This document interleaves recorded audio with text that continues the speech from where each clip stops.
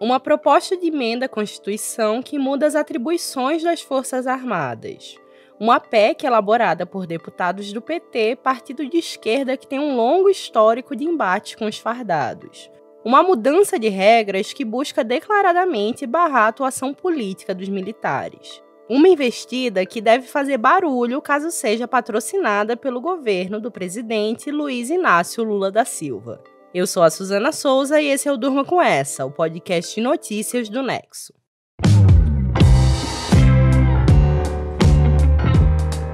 Olá, eu sou o Conrado Corsalete, estou aqui com a Suzana para apresentar esse podcast que vai ao ar de segunda a sexta, todo começo de noite, sempre com notícias que podem continuar a ecoar por aí. Segunda-feira, 13 de fevereiro de 2023. Dia em que o canal CNN Brasil trouxe mais detalhes sobre uma PEC, uma proposta de emenda à Constituição, elaborada por deputados do PT, o Partido dos Trabalhadores. PEC que mexe com as atribuições das Forças Armadas Brasileiras. Segundo a apuração do jornalista Caio Junqueira, o texto ainda a ser apresentado no Congresso traz 3 pontos centrais. O primeiro acaba com as operações de garantia da lei e da ordem, em que as Forças Armadas são chamadas para cumprir papel de polícia em crises de segurança pública, e restringe o uso das tropas a missões comandadas por civis. O segundo obriga os militares que quiserem exercer cargos públicos, seja postos da administração direta de governo, seja empresas estatais, a irem para a reserva. E o terceiro muda o texto do artigo 142 da Constituição, que atribui às Forças Armadas o papel de garantir os poderes constitucionais. A proposta de emenda à Constituição foi formulada pelos deputados Carlos Zaratini, Alencar Santana Braga e Rui Falcão. Rui Falcão, que é ex-presidente do PT e é cotado para assumir a presidência da Comissão de Constituição e Justiça da Câmara, comissão pela qual a PEC deve começar a tramitar após ser apresentada. Vale lembrar que tramitação de mudanças na Constituição são longas. O apoio necessário para aprovação é grande. 2/3 da Câmara e 2/3 do Senado, com 2 turnos de votação em cada casa. Ou seja, esse é um debate que está só começando. Cada uma dessas 3 mudanças tem impactos significativos na atuação das Forças Armadas. O fim das GLOs, por exemplo, impactam no poder administrativo dos quartéis. As GLOs, Operações de Garantia da Lei e da Ordem, foram regulamentadas a partir de 1999, ainda no governo de Fernando Henrique Cardoso. A ideia era usar os militares na segurança urbana, em caso de crises agudas de violência. Quando uma GLO é decretada, os militares ganham o poder de administrar a segurança pública de um determinado território por um determinado tempo. As GLOs foram muito usadas nos governos petistas, tanto nos 2 primeiros mandatos do Lula, entre 2003 e 2010, como nos governos da Dilma Rousseff, entre 2011 e 2016. Durante a implementação das UPPs, as Unidades de Polícia Pacificadora no Rio de Janeiro, por exemplo, elas foram determinantes. O Exército atuou em áreas como o Morro do Alemão, entre outras. Ao ganharem esse poder de administração de segurança, os militares ganharam também prestígio. Com a mudança proposta pelos deputados do PT, as tropas até poderão ser usadas em missões especiais a partir da convocação do Executivo, mas ficarão submetidas ao Poder Civil. É uma forma, portanto, de limitar a atuação administrativa das Forças Armadas. A segunda mudança diz respeito à presença militar na máquina pública. Atualmente, as Forças Armadas podem designar militares da ativa para ocupar cargos públicos. O general Braga Neto, por exemplo, foi para a Casa Civil do governo Jair Bolsonaro quando ainda estava na ativa. Ficou nessa condição por 1 mês antes de ir para a reserva. O general Eduardo Pazuello foi ministro da Saúde por 10 meses como oficial da ativa e só foi para a reserva depois que deixou o governo. O general Luiz Eduardo Ramos ocupou cargos do primeiro escalão no Palácio do Planalto por 1 ano e só depois foi para a reserva. Um relatório do Tribunal de Contas da União apontou milhares de militares da ativa ocupando cargos civis no governo Bolsonaro. Mas qual é o problema de ter gente da ativa ocupando cargos públicos? É que, depois de sua atuação no cargo de indicação política, ele volta para o quartel, e a política pode voltar junto com ele. A PEC dos deputados do PT quer acabar com isso. Se for para ocupar cargo de indicação política, tem que ir para a reserva. E ir para a reserva significa que o militar já está rumo à aposentadoria, podendo ser chamado de volta apenas em casos de emergência, como uma guerra. Essa limitação de atuação política de militares já acontece para quem quer disputar a eleição. Pela Constituição, o militar que tem menos de 10 anos de serviço precisa necessariamente ir para a reserva para se candidatar. Se ele tem mais de 10 anos de serviço, vai para a reserva se for eleito. A terceira mudança proposta pelos parlamentares petistas é a mudança do artigo 142 da Constituição. Em um de seus trechos, esse artigo diz que compete às Forças Armadas a garantia dos poderes constitucionais e, por iniciativa de qualquer destes, da lei e da ordem. E por que os deputados querem mudar esse trecho? Porque muitos bolsonaristas e até advogados conservadores, como Ives Gandra Martins, veem ali uma possibilidade de encarar as Forças Armadas como uma espécie de poder moderador, que poderia intervir em casos de conflito entre os poderes executivo, legislativo e judiciário. É uma visão rechaçada pela maioria da comunidade jurídica. Afinal, Forças Armadas não são poder, não têm atuação política, e uma intervenção militar nesses moldes nada mais seria do que um golpe de Estado. A PEC prevê que esse trecho seja substituído. A redação proposta diz que as Forças Armadas se destinam apenas a assegurar a independência e a soberania do país e a integridade do seu território. Nada de ser uma garantia de poderes constitucionais, tudo para afastar interpretações equivocadas do texto constitucional. Toda essa discussão acontece por causa da crescente presença das Forças Armadas na política. Os militares brasileiros têm um longo histórico de interferência na disputa de poder nacional. Já deram inúmeros golpes, incluindo aquele de 1964, que jogou o país numa violenta ditadura que durou 21 anos. No período pós-redemocratização, após um período de recolhimento, eles voltaram a se mexer politicamente ainda no governo Dilma Rousseff. Militares da ativa fizeram críticas públicas à Comissão Nacional da Verdade, que investigou as violações da ditadura militar. Foi uma clara insubordinação ao então presidente da República. Já no governo Michel Temer, vice que assumiu após o impeachment da Dilma, os militares passaram a ocupar mais cargos importantes no primeiro e segundo escalões do governo. O então comandante do Exército, Eduardo Vilas Boas, chegou a fazer pressão pública contra o Supremo Tribunal Federal para que o Lula, que estava condenado pela Lava Jato, fosse preso. Essa atuação política foi crescendo e ganhou ares inéditos com a chegada do Bolsonaro à presidência. O Bolsonaro, que é um capitão reformado do Exército. Essa absorção de militares pela máquina pública acabou jogando a política de vez para dentro dos quartéis. Parte das tropas aderiu ao bolsonarismo, uma situação completamente irregular que se agravou após a vitória de Lula nas eleições de outubro de 2022, quando o petista venceu Bolsonaro, que tentava a reeleição. Centenas de bolsonaristas indignados com a derrota passaram a acampar na frente dos quartéis do Exército pelo país. Montaram suas estruturas em áreas restritas das Forças Armadas e acabaram protegidos pelos militares. Eles queriam uma intervenção para não deixar o Lula sumir. Protagonizaram cenas de violência em Brasília para estimular essa intervenção e chegaram ao ápice em 8 de janeiro de 2023.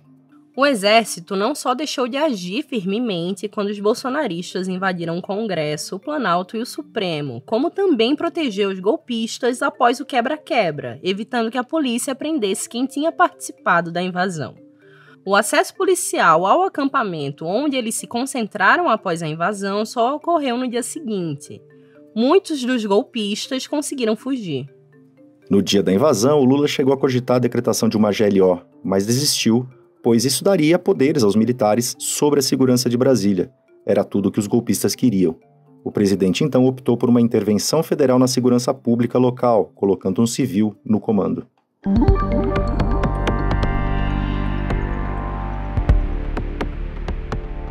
Os atos golpistas de 8 de janeiro foram um ponto de virada na relação do novo governo de Lula com as Forças Armadas. Até essa data, o governo estava tentando encontrar uma forma apaziguada de lidar com esse alinhamento das forças ao bolsonarismo. Tudo de maneira delicada, sem muitos embates, para não gerar desgastes. O Lula, por exemplo, escolheu José Múcio, um político que já fez parte da Arena, partido de sustentação da ditadura, para ser o ministro da Defesa. O presidente sabia que estava lidando com um campo minado. Mas aí veio o quebra-quebra na Praça dos Três Poderes, algo que o governo viu como uma tentativa de golpe chancelada por parte das Forças Armadas. Ouça que o Lula disse numa entrevista recente à CNN Internacional, quando ele estava em viagem para os Estados Unidos. A impressão que eu tenho é que todas as forças que tinham que cuidar da segurança de Brasília estavam comprometidos com o golpe. Todas as forças. Inclusive, nós tivemos que fazer uma intervenção no estado de Brasília, no governador, tivemos que fazer uma intervenção na segurança de Brasília, colocamos um interventor para colocar ordem na casa. E o comandante do Exército de Brasília embora ele não apareceu em nenhum momento falando a favor, a verdade é que eles estavam protegendo os acampamentos que estavam na frente do exército pedindo golpe. E aí eu não tive dúvida de ter que trocar o comandante, coloquei um outro comandante. Após o 8 de janeiro, Lula trocou o comandante do Exército. Ele tirou do cargo o general Júlio César de Arruda, que estava dando guarida aos golpistas, e colocou no lugar dele o general Tomás Miguel Ribeiro Paiva, considerado mais legalista.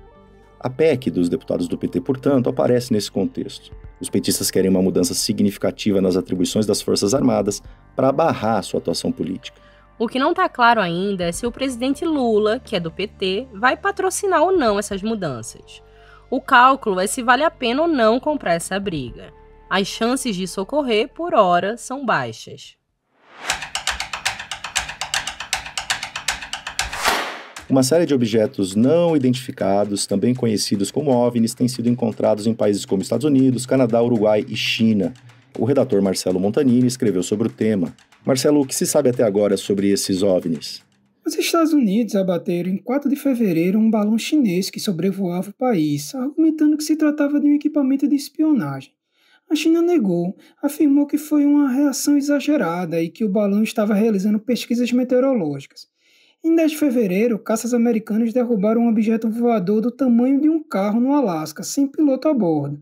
No dia seguinte, um caça da NORAD, que é o Comando de Defesa Aeroespacial da América do Norte, derrubou um objeto cilíndrico que voava sobre o território de Yukon, no noroeste do Canadá.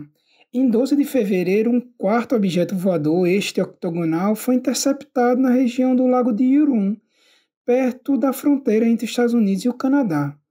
A defesa americana disse que não se tratava de um balão, mas também não explicou do que se tratam esses objetos, origens ou objetivos que eles tinham. Os equipamentos ainda não foram encontrados em solo. Em 12 de fevereiro, a Força Aérea do Uruguai também afirmou que investiga luzes intermitentes vistas no espaço aéreo do país, sem dar mais detalhes. E no mesmo dia, a China afirmou que encontrou um objeto voador não identificado sobre seu espaço aéreo. Nesta segunda-feira, Pequim também acusou os Estados Unidos de espionagem. Disse que mais de 10 balões americanos sobrevoaram o espaço aéreo chinês em 2022. E, Marcelo, existe risco para a segurança nacional dos países? Esses objetos voadores já apresentam, sim, riscos potenciais à segurança nacional. Para começar, um objeto voador não identificado pode representar um risco à segurança nacional porque, em tese, não se sabe o que são e quais as reais intenções. Então, isso gera uma preocupação dos órgãos de segurança. E se tratando de um equipamento de espionagem, eles podem levantar informações relevantes de áreas sensíveis, como mapeamento da topografia de um determinado local, podem promover ataques cibernéticos e interrupção de comunicação e também monitorar atividades militares, por exemplo. Mas também podem apresentar ameaças à segurança aérea civil e militar, visto que os equipamentos podem atrapalhar as rotas aéreas e até colidir com outras aeronaves. Além da segurança de pessoas no solo, no caso de alguma parte do equipamento se desprender e cair em uma zona urbana, por exemplo, o que pode causar uma tragédia. O texto do Marcelo você pode ler em nexojornal.com.br. E você sabia que o Nexo é um jornal por assinatura e sem publicidade? Assinando o Nexo, você apoia o Durma com Essa e tem acesso a todo o nosso conteúdo, além de newsletters exclusivas. Na descrição deste episódio, tem um link para você fazer isso com um desconto especial. Um desconto para quem ouve o Durma.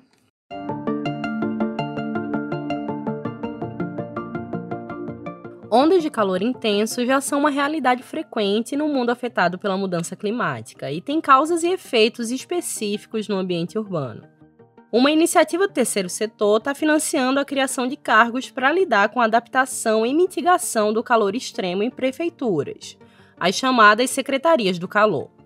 A redatora Mariana Vick escreveu sobre o tema para Ponto Futuro, editoria do Nexo, que tem a gestão pública entre seus temas-chaves. Mariana, conta pra gente o que são e o que fazem essas Secretarias do Calor. São órgãos criados desde 2021 em alguns governos municipais que tentam unificar as políticas das cidades contra o calor extremo. Esse trabalho inclui medidas como aumentar a conscientização no poder público sobre os riscos das ondas de calor, identificar as comunidades e os bairros mais vulneráveis a elas e coordenar projetos de redução de risco de calor no longo prazo.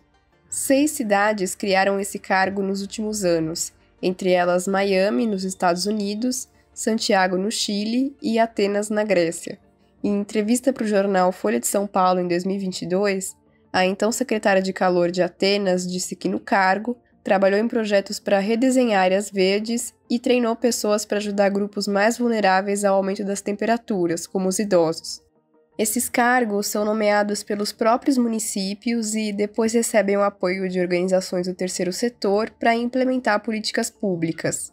Para alguns, criar esse tipo de secretaria é importante porque em várias cidades as medidas para enfrentar o calor ainda são muito dispersas e precisam de coordenação.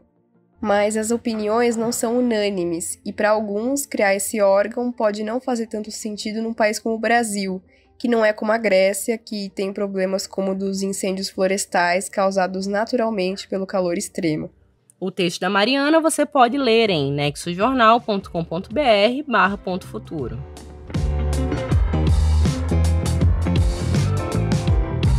Da proposta do PT para tentar barrar a política nos quartéis, passando pelo mistério dos OVNIs e terminando com as secretarias do calor, durma com essa. Com roteiro e produção de Suzana Souza, edição de texto de Conrado Corsalete, participação de Marcelo Montanini e Mariana Vick, edição de áudio de Pedro Pastoriz, termina aqui mais um Durma com Essa. Amanhã tem mais. Até!